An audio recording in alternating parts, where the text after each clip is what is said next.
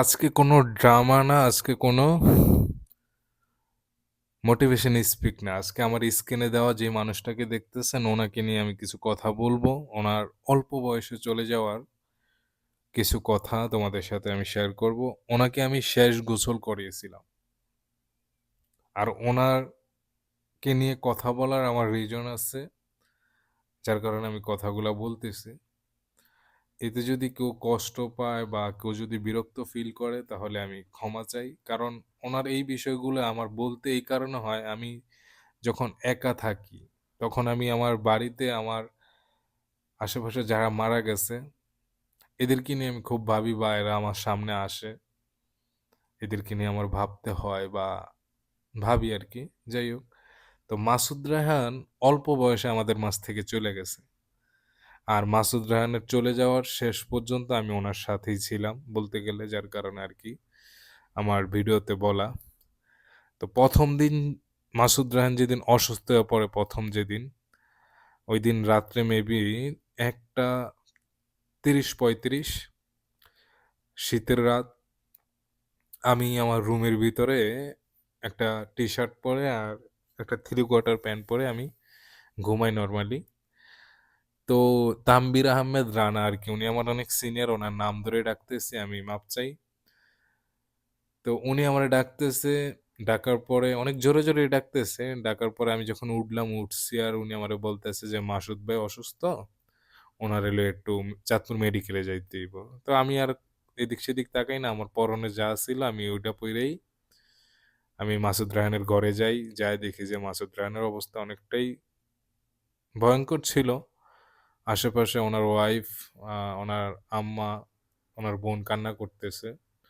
এগুলা দেখা ভিতরে একটু নার্ভাস ফিল হইছে, বাট পরবর্তীতে আমরা ওনারে অনেক কষ্টে বের করে চাঁদপুর নিয়ে যাই। চাঁদপুর নিয়ে যাওয়ার পরে চাঁদপুর ইমার্জেন্সিতে ঢোকার পরে ডাক্তার ওনারে সুই দেয়, স্যালাইন দেয়। দেওয়ার পরে ওনার কোনো উন্নতি আমরা দেখি না।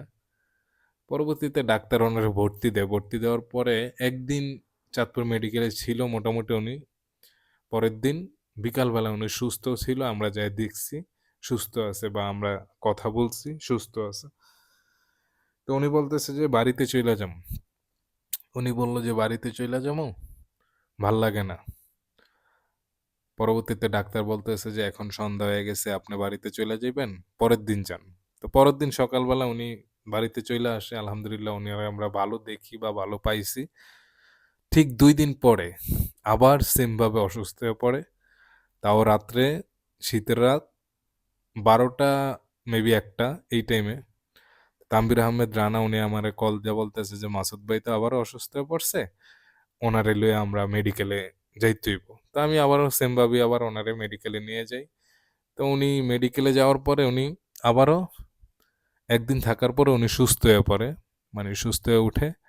ওঠার পরে ডাক্তার বলতেছে যে ওনারে ঢাকায় নিয়ে যেতে। তো ঠিক আছে, ওনারে ঢাকায় নিয়ে গেল। ঢাকায় নেওয়া যাওয়ার পরেও উনি সুস্থ ছিল। হঠাৎ করে হঠাৎ করে উনি মারা যায়। শুক্রবার সকাল মেবি 6টা বাজে যখন ওনারে বাড়িতে নিয়ে আসে ওনার মরা দেহটা। তো আমার পাশের ঘরের এক ফুপি আর কি আমার মারে ডাক দিয়ে বলতেছে যে ভাবি, মা তো, মানে আমার মারে ভাবি ডাকে আর কি, মাসুদ ভাই মারা গেছে। এই বিষয়টা আমার কানে লাগছে, বাট আমি ওইভাবে নেই না। পরবর্তীতে মানে তানভীর আহমেদ রানা উনি আমাকে কল দিল যে এই অবস্থা, মাসুদ ভাই মারা গেছে, তুই কই, বের হ। তা আমি বের হয়ে এদিক সেদিক না তাকিয়ে আমি ডিরেক্ট আমাদের মসজিদের কাছে চলে যাই। মসজিদের পাশে যায় দেখলাম যে মাসুদ রাহানের দেহটা গাড়িতে। আর পরবর্তীতে ওনারে দেখাই আমি আর তানভীর আহমেদ রানা আমরা দুইজন বাজারে যাই, সাদা কাপড় কিনি। কিনে আমরা বাজার থেকে আসি, কবরের মাপ টাপ নেয়। এখন ওনার গোসল করাইব কে? গোসল করানোর জন্য দুইজন মুরব্বী আসলো, আমি আর আমার এক সিনিয়র।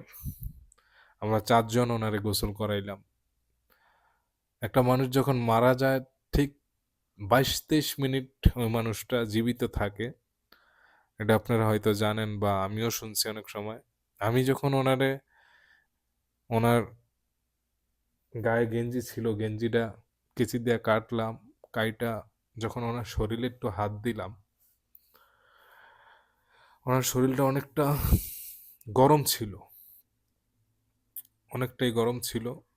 তারপরে হঠাৎ শরীরটা নীল হয়ে গেল। গোসল পানি ঢালার পরে ওনার কানের ভিতর থেকে ব্লাড বাড়াইতেছে, এটা আমি দেখাইলাম মুরব্বিদেরকে। পরবর্তীতে ওনারে গোসল করাইলাম।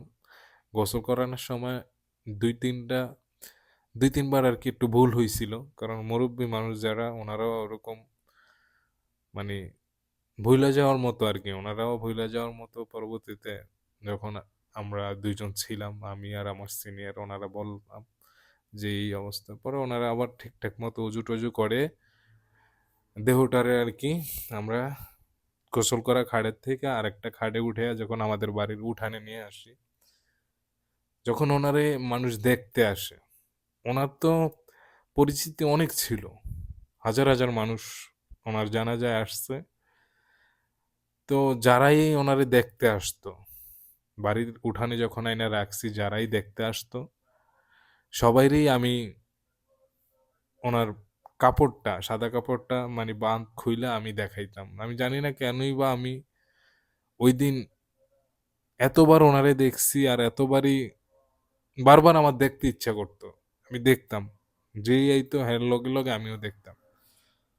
তো শেষ বিদায় ওনারে দিলাম। আর ওই দিনটা আমার এতটাই স্মরণীয় থাকবো যে ওইদিন আমাদের বাড়িতে একটা অনুষ্ঠান ছিল, বিয়ের অনুষ্ঠান। আমাদের বাড়ির একটা মেয়ে ওরে ওর জামাইয়ের বাড়িতে নিয়ে যাইবো। ওই দিনটা আমাদের খুব স্মরণীয় একটা দিন থাকবে। মাসুদ রায়হান খুবই অল্প বয়সে মারা গেছে।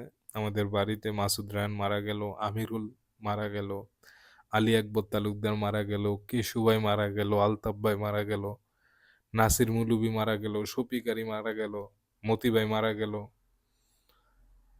ইভেন সবার কথাই আমার মনে পড়ে। হামিমের আব্বা মারা গেল। তারপরে তানভীর আহমেদ রানা ওনার দাদি মারা গেল, আমার দাদি মারা গেল, হামিমের দাদি মারা গেল। এখন বাড়ির ভিতরে মুরব্বী একজনই আছে, এমরান তালুকদারের আব্বা।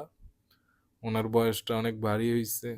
আল্লাহ যাতে ওনাকে সুস্থ রাখে এই দোয়াই করি। ওনারে আমি বাড়িতে রাইখা আইছি। মোটামুটি সুস্থ আছে, তবে আল্লাহ যাতে ওনার নেক হায়াত দান করে। আমি আসলেও এই বিষয়গুলো শেয়ার করার কারণ হইতেছে যে আমি মাঝে, মাঝে যখন একা থাকি তখন আমার মনে হয় যে এরা আমার চারপাশে ঘুরে বা আমার চোখের সামনে এরা ভাসে। যার কারণে আসলেও আমি এই বিষয়গুলো শেয়ার করতেছি। কেউ অন্যভাবে নিয়েন না। অন্যভাবে যদি নিয়েও থাকেন আমাকে ক্ষমা করবেন। সবাই ভালো থাকবেন। সবাই সবার জন্য দোয়া করবেন। আজকে আমি এসব বিষয়ে ভাবি আর বা আমার চোখের সামনে এরা আসে। আমি জানি না কেন আমার সাথে এরকমটা হয়। তবে আমার একটা ইচ্ছা আছে, বর্তমানে আমি বিদেশে আছি। অল্প কিছু টাকা পয়সা যদি আমি জমাইতে পারি, জমিয়ে মনে করেন না যদি ছোটখাটো একটা ব্যবসা প্রতিষ্ঠান যদি দাঁড়া করাইতে পারি, ব্যবসা প্রতিষ্ঠানেই থাকবো। আর আশেপাশে যদি কেউ আমার আগে চলে যায় তাদেরকে যেন শেষ গোসলটা আমিই করাইতে পারি। আমার জন্য এই দোয়াটাই করবেন।